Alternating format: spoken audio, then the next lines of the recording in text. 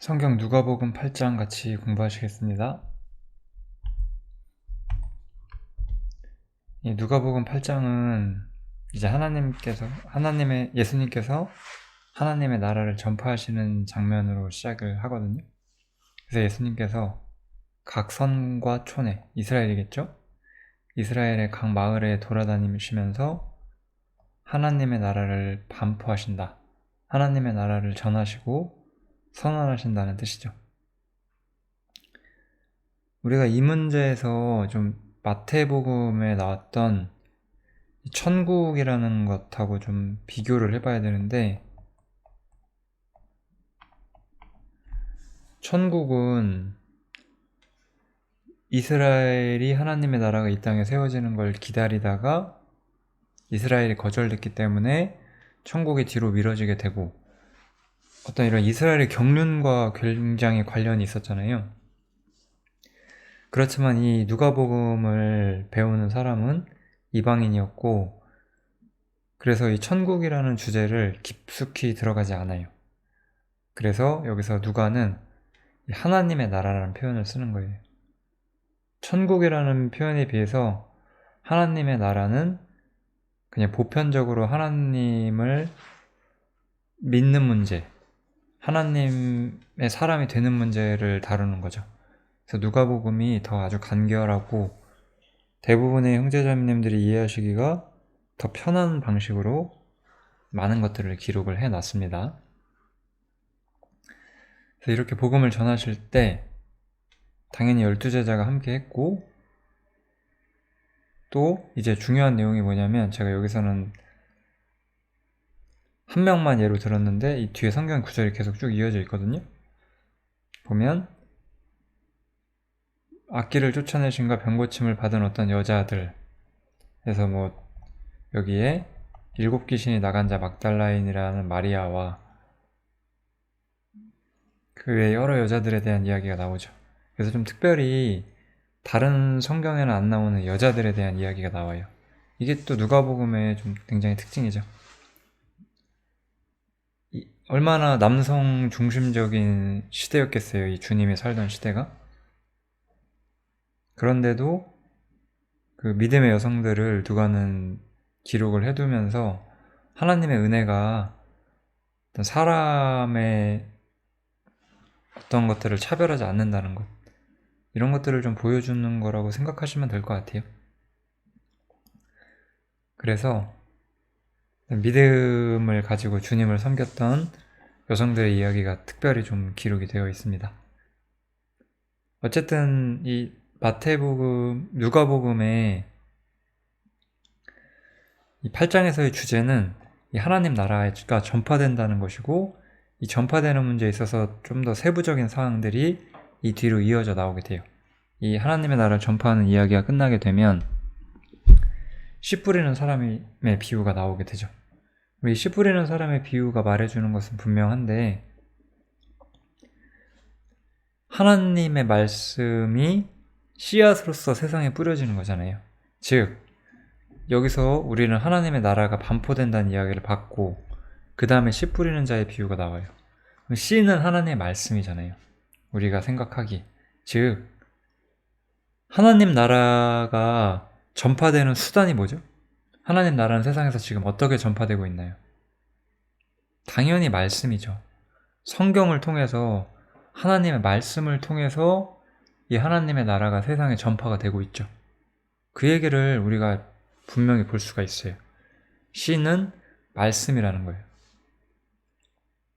우리는 복음이 전파되는 그 어떤 다른 수단도 알지를 못해요. 알고 있는 게 없어요. 우리가 해야 될 것은 말씀을 전하는 것밖에 없죠. 하나님 말씀이 사람의 양심의 죄를 깨닫게 하고 영혼을 소생시키고 하나님을 향해 살게 만들어주는 모든 원천이죠.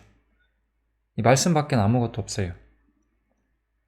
그런 점에서 말씀이 얼마나 중요하고 말씀이 우리 삶에서 얼마나 영향력 있는가를 우리가 생각을 해봐야 돼요. 성경을 안 읽는 기독교인이 사는 시대죠, 지금 시대가. 있을 수 없는 사람들이죠. 그런 사람들이 하나님을 정말 믿는다고 생각하기가 어려운 시대죠.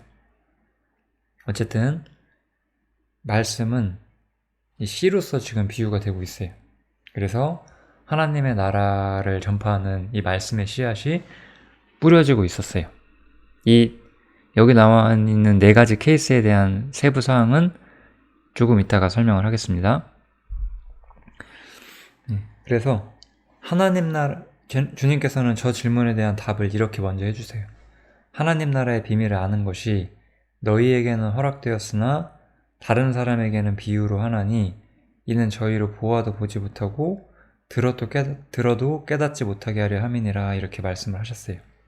즉, 이 하나님 나라의 비밀은 아까도 우리가 봤던 것처럼 말씀을 통해서 전파가 됐어요. 하나님 나라는 하나님의 말씀을 통해서 전달이 되고 있어요. 그런데 어떤 사람들, 우리 믿는 사람들에게는 이 하나님 나라의 비밀이 말씀을 통해서 깨우쳐지고 우리는 하나님의 뜻을 배우게 되는데, 믿지 않는 사람들 혹은 거짓된 기독교인들, 그런 사람들은 이 성경이 무엇을 말하는지 정확히 보지를 못해요. 그래서 다른 사람들에게는 비유로 하고, 왜 그러냐, 그들은 이것을 보아도 깨달을 수가 없고 알 수가 없어요. 하나님께서는 그래서 이 말씀을 통해서 전달되는 이 모든 메시지들이 우리에게는 그 비밀이 파헤쳐지고 우리가 알 수 있게 되는 반면에, 저기 저 믿지 않는 사람들에게는 아무것도 도달하지 않는다, 이런 이야기를 한다고 생각을 하시면 될 것 같습니다. 이거는 모든 성경이 비유라든지 그런 의도로 말씀하신 게 전혀 아니에요.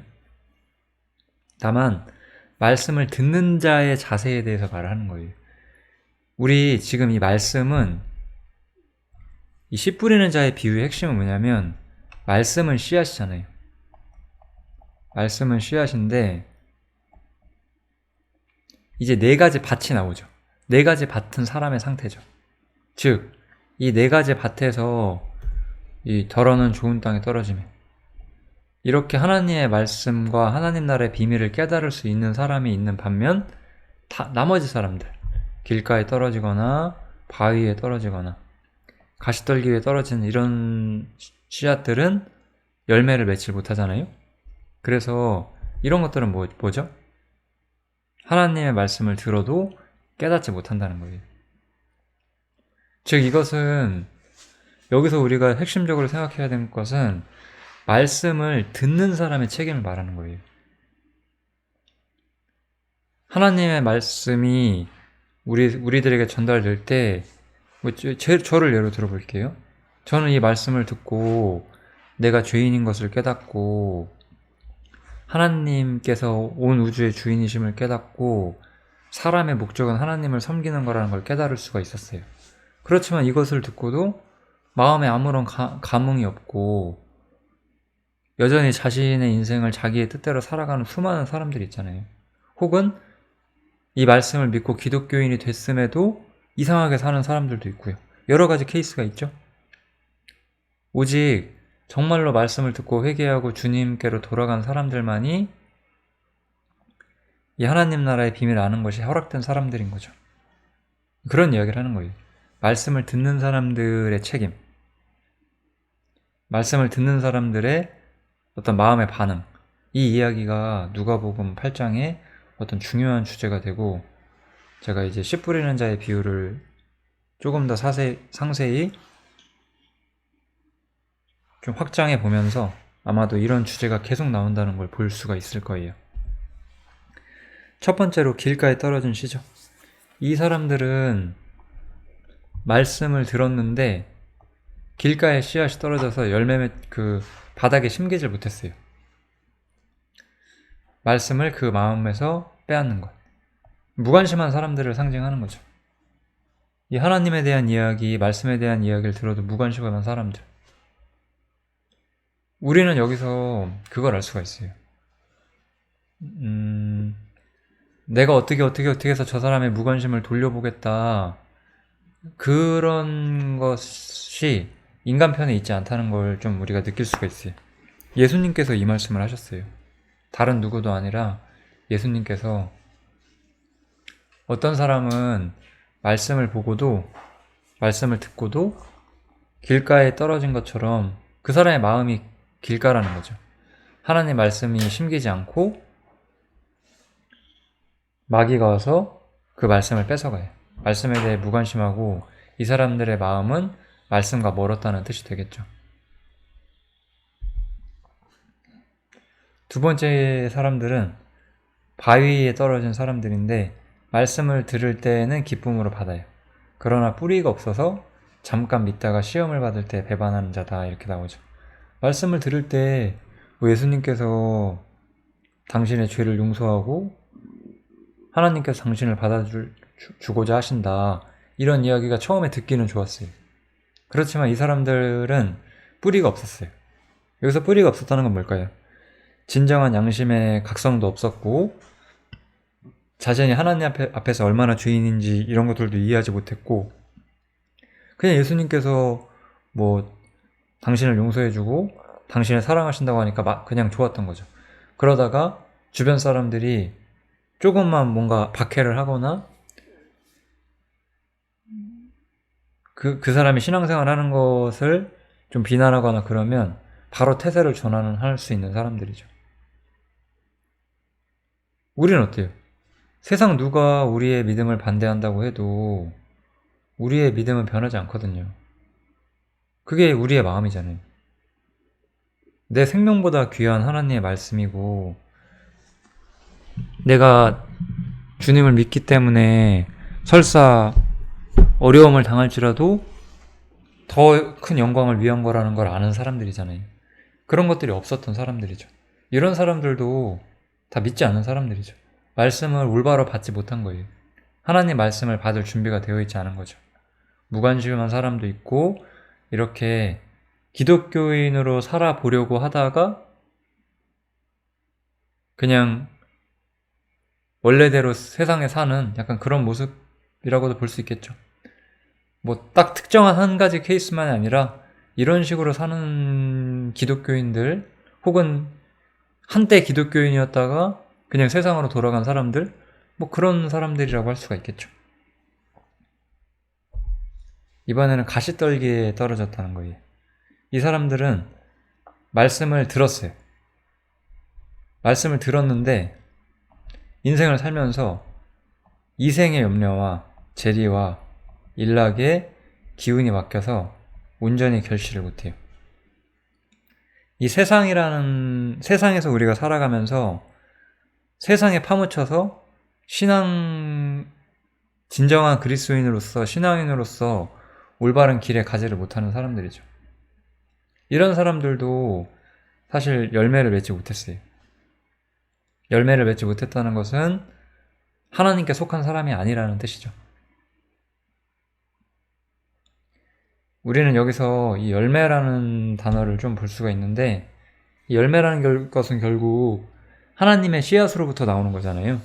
즉 말씀의 씨앗으로부터 나오는 거기 때문에 하나님께 속한 자들은 하나님의 능력에 의해서 하나님의 사람으로서 변모되는 삶의 모습들이 나올 수밖에 없다는 뜻인데 이 사람들은 말씀을 듣고 하나님께 속한 자처럼 보일지라도 실제로는 세상에 대한 염려와 재리와 일락, 물질과 어떤 매일의 삶의 문제들, 작은 기쁨들, 그런 자신의 삶 때문에 결실치 못하는 사람들이죠.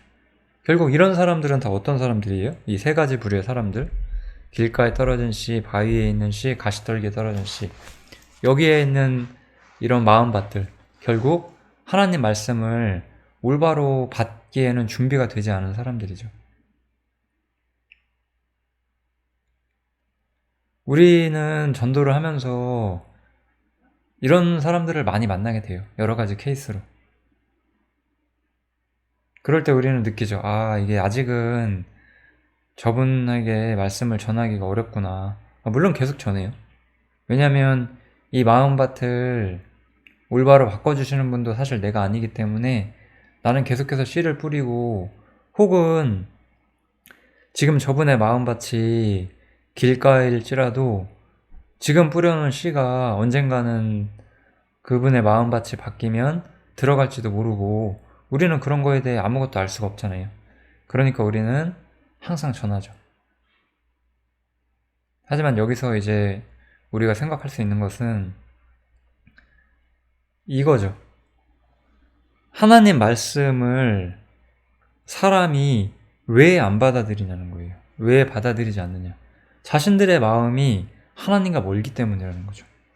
혹 누가 말하는 것처럼 또 뭐 전능자의 선택, 뭐 하나님의 구원받는 자를 선택하고 구원받지 않은 자를 버리는 문제, 뭐 선택과 유기, 장로교 같은 데서 많이 강조하는데 그런 문제가 아니라고 저는 생각을 해요. 하나님께서는 모든 것을 아시긴 하지만 결국 사람의 마음이 하나님보다는 아담 같은 거죠. 자신을 사랑했던 거죠. 하나님 말씀에 순종하는 것보다는 마귀의 말을 더 즐겁게 들었던 거죠. 하나님께서는 이 세상은 아무것도 아니고 영혼을 추구하라고 하는데 마귀는 이 세상에서 너가 원하는 것을 해라라고 말할 때 이 세상에서 너가 원하는 것을 해라라는 그 마귀의 말이 더 달콤했던 거겠죠. 그러니까 사람은 하나님 핑계댈 수 없고 뭐 하나님이 나를 선택하지 않았다 이런 말을 할 수가 없는 거죠. 본인의 마음이 하나님보다는 세상을 택한 것이잖아요. 이거는 말씀에 대한 우리 사람의 자세를 이야기하고 있고 계속해서 이 문제를 제가 이야기를 할 것 같아요. 그래서 좋은 땅에 있는 것은 착하고 좋은 마음으로 하나님의 말씀을 받을 준비가 된 거죠. 말씀을 듣고 지키어 인내로 결실하는 자다. 이렇게 나오죠. 여기 보면 인내로 결실한다고 나오잖아요. 우리가 처음 말씀을 배우고 구원을 받는다고 뭐 구원받은 첫날부터 갑자기 커다란 믿음의 사람이 되는 게 아닐 수도 있어요.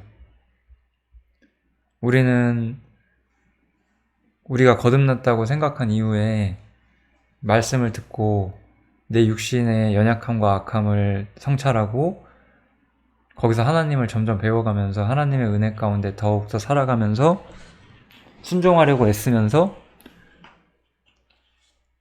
점점 하나님의 사람으로 온전해지는 거죠. 그런 시간들이 분명 있어요. 그렇지만 분명한 것은 이들의 마음은 좋은 밭에 있었고 그래서 하나님의 말씀을 받아들일 준비가 된 사람들이 결국 말씀은 영원토록 변치 않잖아요. 성경에 있는 하나님의 말씀은 언제나 변하지 않아요. 중요한 것은 우리의 마음이 어떤 상태냐는 거죠. 우리의 마음이 하나님의 말씀을 받기에 어떤 상태냐, 성경은 이것에 대해서 이야기를 하고 있고 하나님 말씀이 전파되고 있고 예수님께서는 이 말씀을 사람이 어떻게 받을지를 이야기를 하고 계신 거예요. 이 비유가 끝난 다음에 이제 이 등불에 대한 비유가 나오거든요. 이것 또한 아마도 이 좋은 땅에 있는 시 해석에 대한 좀 근거로서 사용을 하는 걸로 저는 보여져요.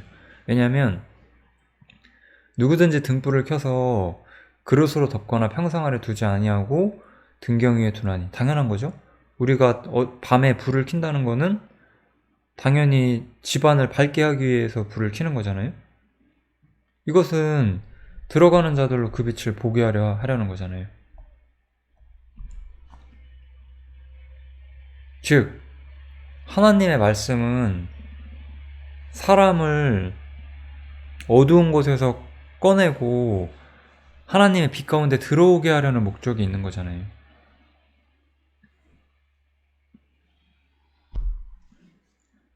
그래서 이 하나님 말씀이라는 것은 무언가를 숨기기 위한 것이 아니었어요. 반대로 정말로 빛을 찾는 사람들, 그런 사람들에게 온전한 빛을 주기 위해서 어두운 세상 속에서 이제 빛을 찾은 성도들처럼 되게 하기 위해서 주님께서 이 비유를 하시는 거죠. 숨은 것이 장차 드러나지 아니할 것이 없고 감추인 것이 장차 알려지고 나타나지 않을 것이 없느니라 이렇게 말씀하셨죠. 즉 하나님께서는 무언가를 감추기 위해서 말씀을 쓰시는 것이 아니잖아요. 무언가를 드러내기 위해서 쓰시는 거고, 그것은 뭐죠? 이렇게 올바로 말씀을 받은 사람들이 자신의 믿음이 드러나고 인내를 결실하게 되게끔. 즉 또한 그래서 이 구절은 우리가 이렇게도 생각해 볼 수가 있어요. 진짜 그리스도인들은 분명히 티가 난다는 거죠. 세상 사람들과는 다른 면모가 있다는 거죠. 이들은 주님께서 말씀하신 거잖아요. 등불을 켜서 덮어두는 사람이 없다고. 주님께서는 말씀을 통해서 이렇게 좋은 땅에 있는 씨들을 얻고자 하셨어요. 좋은 땅에 씨를 뿌리시고 거기서 열매 맺길 바라셨어요. 그럼 그들 때문에 이 좋은 마음밭을 통해서 하나님을 섬기는 사람 때문에 얻게 되는 하나님의 영광을 드러내기를 원하시지 감추길 원하지 않으실 거라는 거죠. 그래서 우리는 또한 하나님을 표현하고 드러내야 되는 그런 사람들로서 이 땅을 살고 있는 거죠. 저는 그래서 항상 이 얘기를 했던 것 같아요. 예전부터 지금까지. 뭔가 남들보다 특이하게 착하게 살면서 입을 다무시는 것이 좋은 것은 아니에요. 우리는 입을 열어야 돼요. 우리는 우리가 그리스도인이라는 것을 항상 드러내야 돼요. 저는 거기서 뭐 되게 어려운 말, 그럴싸한 말, 심오한 말 쓰는 거 별로라고 생각해요. 세상 사람들은 그런 거 잘 몰라요. 심오한 말 해도 우린 몰라요. 그냥 나는 하나님 믿는다. 당신은 지옥 간다. 하나님께서 세상을 심판하신다. 이렇게 명확한 얘기가 있잖아요. 그렇게 명확한 하나님의 씨앗을 놔두고 인간의 어려운 말을 쓸 필요가 전 없다고 생각해요. 마음바탕 그들에게 달린 거니까요. 우리가 그런 마음을 좀 가질 필요가 있습니다. 여기까지 이야기하신 다음에 예수님께서 이 이야기의 결론을 말해주죠. 결국 이 말씀이 우리가 이 비유를 어떻게 봐야 되는지에 대한 결론을 분명히 말해줘요. 그러므로 너희가 어떻게 듣는지 스스로 삼가라. 그러니까 이게 무슨 말이냐면 이 삼가라는 것이 주의하라는 뜻이거든요. 그래서 주의해서 들어라라고 말씀을 하는 거예요. 그래서 주님께서는 이 비유들을 끝내신 다음에 말씀을 어떻게 듣는 것에 대해서 굉장히 주의해야 된다. 즉 말씀의 해석, 말씀을 이해하는 것에 있어서 성경의 말씀은 변함이 없지만 너희가 이 문제를 해석하거나 하나님의 말씀을 보는 문제에 있어서는 이해하는 문제에 있어서는 다를 수가 있다. 그러므로 주의해서 말씀을 보라고 이야기를 하는 거죠. 즉 반대로 가시떨기 바위 위 길가, 뭐 길가는 아예 안 본다고 치고요. 바위 위나 가시떨기, 이런 사람들은 말씀을 보는데도 올바로 보지 않는다는 거잖아요. 말씀을 주의 깊게 보고 이 말씀이 정말로 나에게 해주시는 일이 무엇인지 그런 거를 생각을 잘 안 한다는 거죠. 그렇기 때문에 우리는 미혹되게 되고 올바로 하나님 말씀을 보고 올바른 길을 가지 못하게 되는 거죠. 이런 케이스는 너무나 많아요. 진짜 너무나 많기 때문에 제가 여기서 다 언급하자면 끝이 없을 것 같아요. 하지만 우리는 이런 사람들을 종종 만나게 되죠. 말씀을 부주의하게 해석하고 자기 소견에 오른 대로 자기 입맛에 맞게끔 해석하는 거죠. 그런 거는 있을 수가 없는 거죠. 말씀을 듣는 사람으로서 너희가 어떻게 들을 것인지를 주의하라. 주님께서는 이렇게 말하면서 그리고 이제 우리 결론이 나와요. 이 하나님의 나라는 하나님의 말씀을 통해 전파가 되고 듣는 사람의 자세에 의해서 그 사람이 말씀을 어떻게 받아들일지가 상당 부분 결론이 나버린다. 우리가 이렇게 볼 수가 있는 거죠. 또 말씀에 대한 이야기가 나와요. 예수의 모친과 그 동생들이 이제 그 육신의 가족들이죠. 어쨌든 예수님도 요셉과 마리아의 가족이라고 우리가 봐야 되니까 그들이 찾아왔는데, 그래서 그들이 찾아왔다는 얘기를 들었을 때 예수님께서 이렇게 말씀을 하세요. 가라사대 내 모친과 동생들은 곧 하나님의 말씀을 듣고 행하는 이 사람들이라. 예. 주님께서는 육신으로 얽혀 있다고 해서 너희가 내 가족이 되는 것이 아니라 하나님 말씀을 듣고 행하는 이 사람들, 하나님의 말씀을 듣고 행하는, 진짜 하나님의 말씀을 올바로 믿고 순종하는 그런 사람들인 거잖아요. 여기서도 결국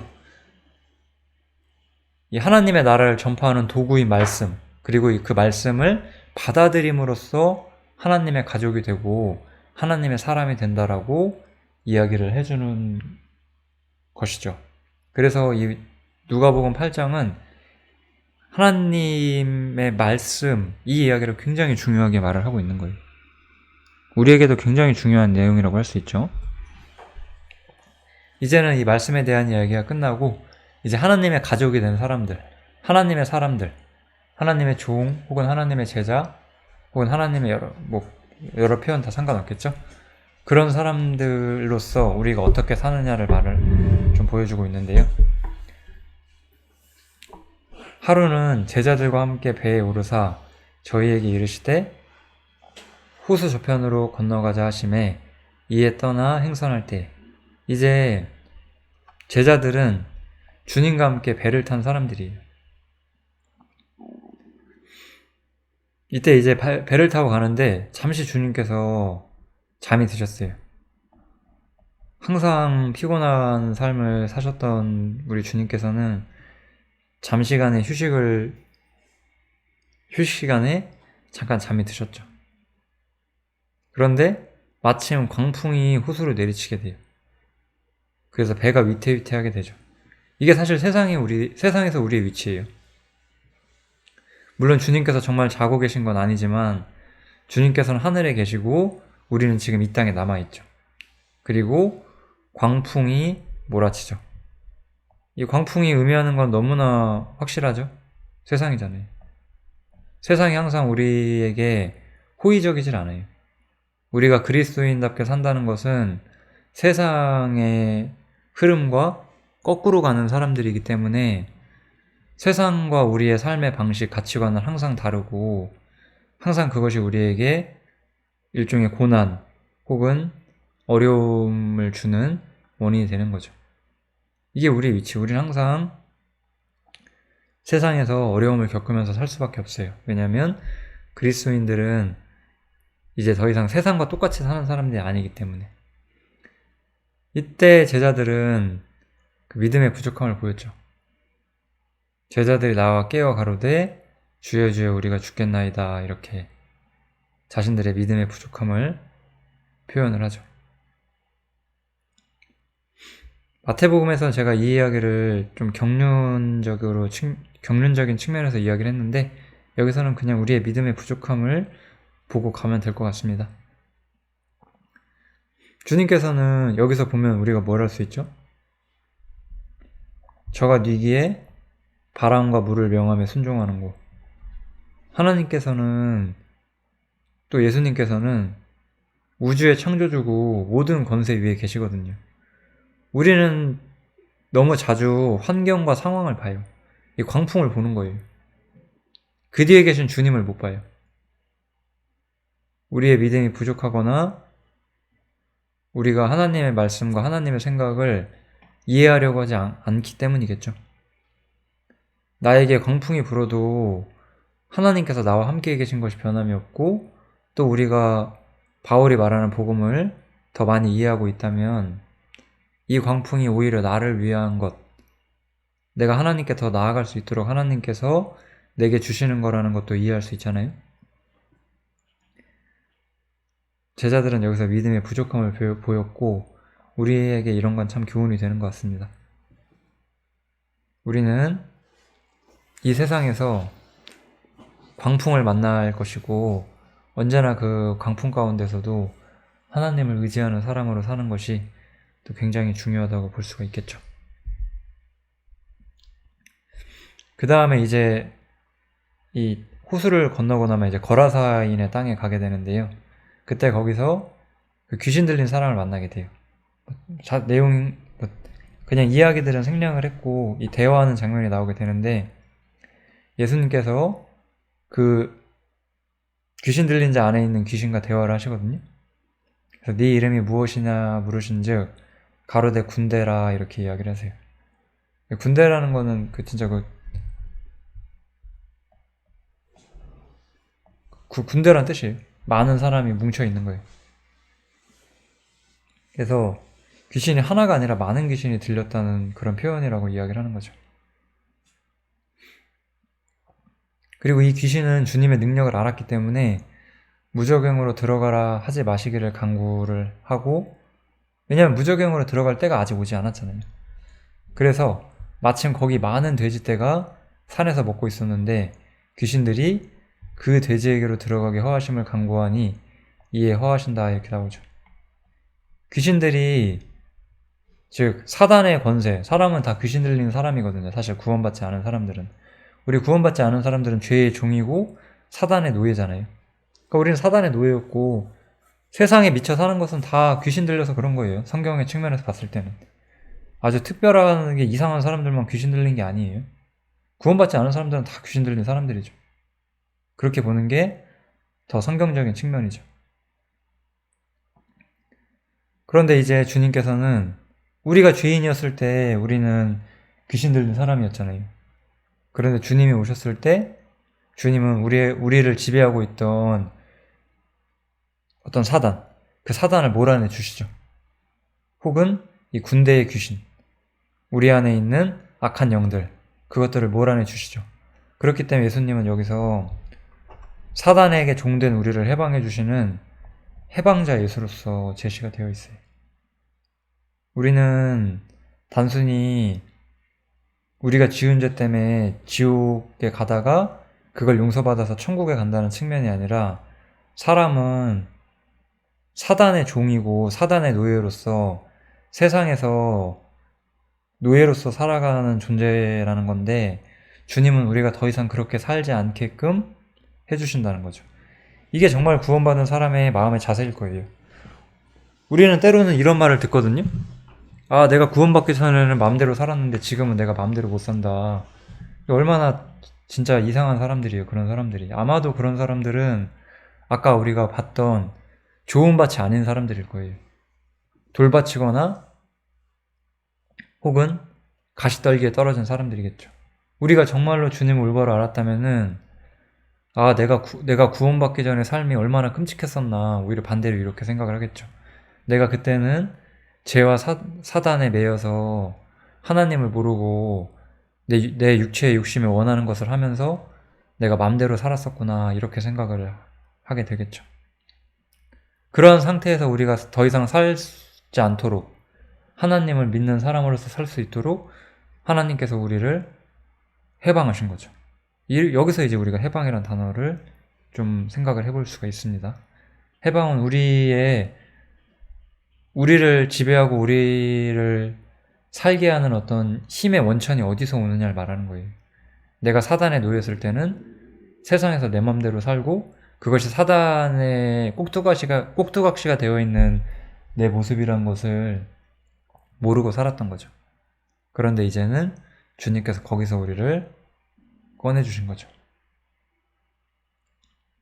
이렇게 이제 하나님의 말씀이 사람에게 들어오면 사단은 그 자리를 뺏기게 돼요. 그래서 사단이 자신의 자리를 뺏겨서 돼지에게로 들어가는 거죠. 이 돼지에게 들어간다는 거는 제가 생각하기에는 사단이 이제 우리 마음을 지배하고 있는 자리는 뺏겼어요. 이제 우리는 사단의 종이 아니라 하나님의 종이 됐어요. 그래서 이제 우리 마음을 지배하지 못하거든요. 그래서 사단은 이제 우리 바깥에서 우리를 괴롭게 한다라고 저는 생각을 해요. 우리는 너무나 자주 이렇게 많이 생각을 해요. 사단이 우리를 유혹해서 우리를 죄를 짓게 만든다고. 저는 되게 잘못된 표현이라고 생각을 해요. 그거는 오직 하와에게 썼던 표현이고, 우리가 좀 더 사단의 역사를 좀 편하게 생각할 수 있는 방법은 사단은 우리에게 환경을 만들어요. 죄를 짓게 유혹하는 방법이 마음속에서 나에게 속삭여서 내가 죄를 짓게 한다. 누군가는 그렇게 표현하거든요. 뭐 이렇게 우리 가끔 뭐 여러 가지 매체 같은 걸 보면은 사람 머리 위에다가 하얀 거랑 까만 거 그려놓은 다음에 하얀 거는 착한 일에 그러고 까만 거는 나쁜 일에 그러는 것처럼 사단이 그렇게 한다고 생각을 하잖아요. 사단은 그렇게 하지 않고 선한 일이든 나쁜 일이든 내 속견에 옳게 살게끔 나를 지배했었다가 이제 주님을 믿게 되면 사단은 더 이상 우리에 대한 권세가 없기 때문에 우리에게 무엇을 하라라고 할 수 있는 존재가 아니에요. 그러니까 사단이 내 머릿속에 뭔가를 말해서 내가 죄를 짓는다, 그런 거는 잘못된 관점입니다. 이미 우리는 사단으로부터 해방이 됐어요. 그렇다면 이제 사단은 뭘 하냐? 외부 환경을 건들죠. 나에게 박해를 주거나 나에게 유혹거리들을 주변에 갖다 놓거나, 그러면 내가 만약에 박해 가운데 물러나면 내 믿음의 연약함 때문에 그런 거고, 시험거리들 때문에 내가 실족하게 된다면은 사단이 나를 죄짓게 만든 게 아니라 내가 하나님 앞에 신실하지 못했기 때문에 내가 죄짓는 거죠. 우리는 정직해야 됩니다. 그런 거. 사단 핑계를 대면 안 돼요. 그래서 이렇게 돼지에게로 들어가게 되고, 여기서 너무나 놀라운 것은 이 안 믿는 사람들의 상태가 나오죠. 귀신들이 그 사람에게서 나와 돼지에게로 들어가니 그 때가 비탈로 내리더라 호수에 들어가 몰살을 해요. 그럼 이 사람들은 두 가지를 본 거예요. 첫 번째로는 귀신 들렸던 자에 어떻게 구원받은 것을 보았죠. 그리고 돼지에게로 들어가서 이 돼지가 몰살한 걸 봤어요. 근데 이 사람들이 어때요? 예수님한테 떠나시가시기를 구해요. 이 귀신 들렸던 자가 해방되는 것과 돼지가 죽는 걸 봤을 때 이 얼마나 위대한 은혜의 역사예요. 그런데 이들은 이 돼지떼가 몰살하는 걸 보고 아마도 뭐 금전적 피해나 이런 것들이 싫었던 거겠죠. 이 사람들은 다른 걸 본다는 거예요. 우리는 귀신 들렸던 자가, 사단의 종되었던 자가 이제 하나님의 종되는 영광스러운 것을 볼 수 있는데, 이게 아까 하나님의 말씀을 통해서 비밀을 깨닫는 사람들이죠. 그런데 외인들은 어때요? 저 사람의 영혼의 주인이 바뀌었다는 건 이해하지 못하고 외적으로 어떤 문제가 생긴 것만을 보면서 예수님을 거절하죠. 지금도 그래요. 지금도. 우리 이렇게 반대하는 사람도 있는 거 아시죠? 내가 교회 다니는 사람 봤는데 저 사람들은 뭐 이것도 안 하고 저것도 안 하고 너무 재미없게 사는 것 같아서 나는 믿기 싫어. 뭐 그렇게 말하는 사람들 있잖아요. 이런 사람들이죠. 진짜 중요한 게 뭔지를 모르는 사람들이에요. 주님보다 사단의 종으로서 끝까지 살기를 바라는 사람들이죠. 이게 진짜 사람의 참모습이에요. 이것만큼 사람의 참모습을 잘 보여주는 장면이 없어요. 우리가 다 무슨 살인하고 그런 악마 같은 죄를 짓는 사람들이 없잖아요. 대부분 다 평범하게 살잖아요. 근데 그게 사단의 종으로 사는 거라니까요. 주님께서는 거기서 우리를 해방시켜 주시려고 하신 건데, 나는 그냥 지금 이대로가 좋아라고 말하면서 주님을 거절하는 거죠. 말씀을 받아들이지 않는 거예요. 이런 모습들이 계속해서 누가복음 8장에서 나옵니다. 이제 누가복음 8장의 마지막 이야기인데요. 이 야이로라는 사람의 딸이 죽어가서 주님께서 그 야이로의 딸을 살리시러 가요. 그런데 가는 길에, 야이로의 딸에게 가는 길에 갑자기 어떤 여자가 와서 예수님을 만지고 혈루증이 바로 치유가 되죠. 뭐 여기서 이 병이 어떤 의미가 있느냐 이런 거는 말할 필요가 전 없을 것 같고, 이 두 가지 사건이 보여주는 건 분명하죠. 우리는 성경에서 성경 전체적인 내용을 본다면 원래 이스라엘에게 하나님의 은혜가 찾아오고 하나님께서 이스라엘 나라를 하나님의 나라로 세우시고자 했는데 이스라엘이 주님을 거절하게 되잖아요. 민족적으로는. 그래서 이제 이스라엘에게 임할 하나님의 은혜가 잠시 미뤄지게 되죠. 그리고 하나님의 은혜가 잠시 미뤄진 동안에 교회가 들어오게 되는 거잖아요. 그게 우리가 전체 이스라엘 역사라고 볼 수가 있죠. 그래서 여기서 말하는 건 분명해요. 야이로는 이스라엘의 상징이고 이스라엘은 자신의 딸들, 우리는 가끔씩 구약 성경에서 예루살렘의 딸들 뭐 이런 표현 쓰잖아요. 그 백성들을 상징하는 거죠. 그래서 이스라엘 사람들에게 임할 구원, 쉽게 말하면 천년왕국이죠. 이 천년왕국이 오기 전에 혹은 이 하나님의 은혜가 이스라엘에게 임하기 전에 먼저 주권적으로 은혜를 통해서 하나님께 오는 사람들, 꼭 여기서는 이방인만을 상징하는 것이 아니라 이방인을 포함을 하는 거죠.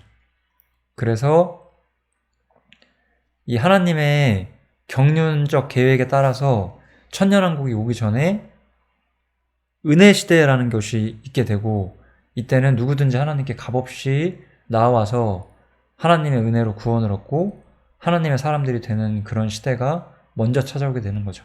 그래서 야이로의 딸이 건짐을 받기 전에, 물론 야이로의 딸도 살아나고 그 장면도 굉장히 많이 나오지만 제가 다 쓰진 않았어요.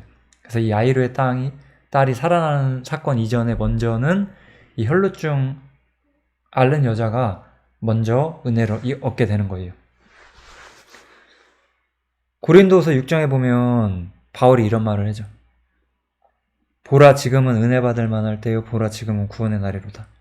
그렇게 말을 해요. 바울은 지금이 바로 누구든지 은혜를 통해서 하나님께 나올 수 있는 시대라고 말을 하는 거죠. 이 시대는 끝이 있고 그 끝에 다시 야이로의 딸, 이스라엘의 하나님의 은혜 역사가 나타나게 될 겁니다. 여기까지가 이제 누가복음 8장의 내용이에요. 누가복음 8장도 굉장히 저는 유익한 점이 많다고 생각을 합니다. 누가복음 8장 여기서 마치겠습니다. 감사합니다.